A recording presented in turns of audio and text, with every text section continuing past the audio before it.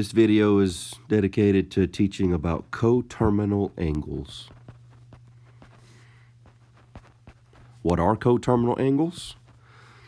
Well, they're angles that have the same starting side, which we call initial side, and ending side, which we call terminal side.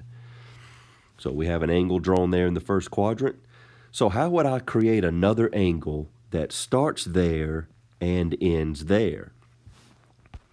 Well, very simply, we would take the ending side, and if we add 360 to it, that's how you find coterminal angles.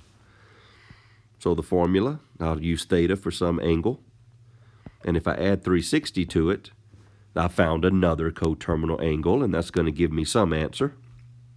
And if I add 360 to that, I found another coterminal angle.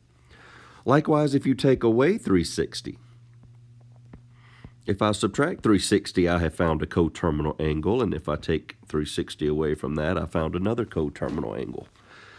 So a coterminal angles are angles that have the same starting side and ending side. Again, starting side we call initial side, and the ending side we call the terminal side. So looking at a few examples. Now what if I want you to find two coterminal angles to 25 degrees? So we take 25 degrees, add 360 to it, and that's what, 385? Okay, and if I added 360 to that, I would get another coterminal angle of 745. So 385 and 745 would be two coterminal angles to 25 degrees. All right, just looking at a few more examples of coterminal angles. Let's take 134. So 134 degrees, and I want to find two positive coterminal angles and two negative coterminal angles. So 134 plus 360 and 494 plus 360. So there's two positive. And then to do the negative, I would do 134 minus 360 and negative 226 minus 360. Okay, so there's an example of finding two positive and two negative coterminal angles.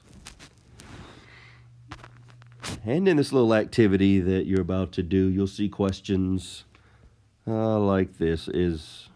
Are 25 and 385 coterminal angles? Well, we just did this example, and if I take 25 and add 360 to it, I would get the 385. So yes, these are coterminal angles. So let's take a look at 227 and 565. Are these coterminal angles? Well, one way to check is just do 227 plus 360. So 227 plus 360 is 587. So that's over that number. So we say no, these are not coterminal angles. And just to share a couple of more examples with you.